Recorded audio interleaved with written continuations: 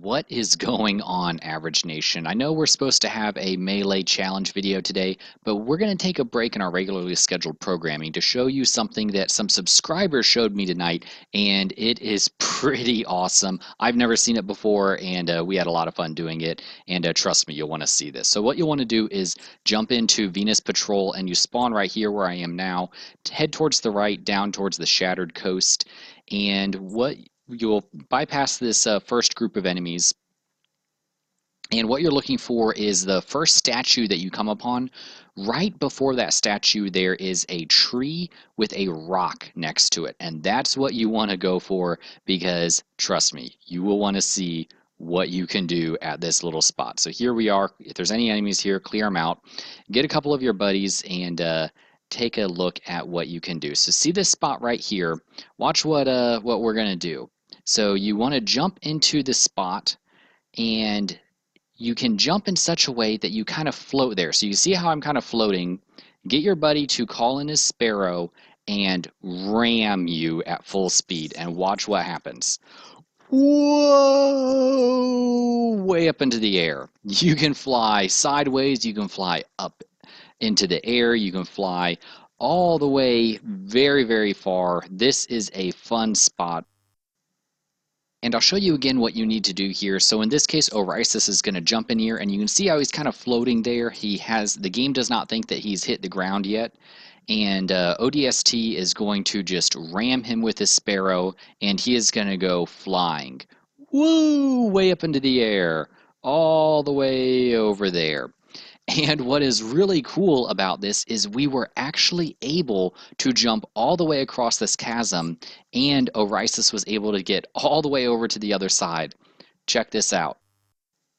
Try as we might, we could not duplicate it. I was playing as a Titan, Orisis was playing as a Hunter, so maybe it's something having to do with the triple jump. But I mean, look where he is. He got all the way over there, and that is actually solid ground.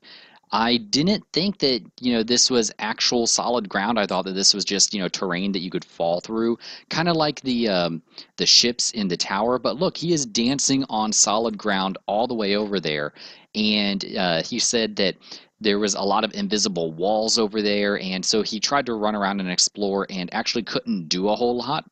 But it was kind of funny because he actually got stuck over there and couldn't get back. He would try to jump back to us, and would not be able to cross the gap and would actually respawn over there. And he was actually able to get back to us after doing some Evel Knievel, driving off the cliff with his sparrow and then jumping off of it and doing a triple jump back to us. And he eventually got close enough that when he died, his respawn point was anchored to our side of the cliff and not his side of the cliff, which I thought was a pretty cool little bug or glitch, whatever you call it. Now, as far as the actual spot goes, it matters where you ram your sparrow into your teammate. That is, if you ram them straight on, they tend to go up into the air. If you hit them slightly to the left, then they will tend to fly, or I'm sorry, if you hit them slightly to the right, they will fly off to the left.